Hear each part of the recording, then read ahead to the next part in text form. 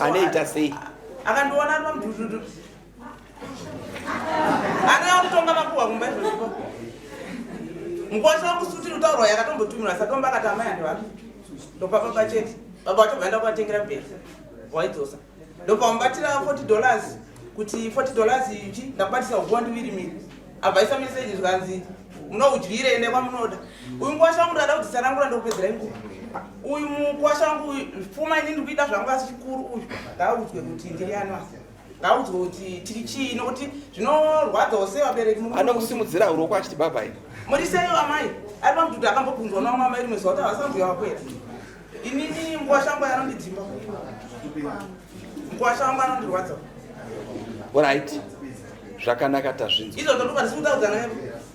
Tese hamuresani ipopa, hatisi kumbomuresana. Haindidi kudzimbiwa baere.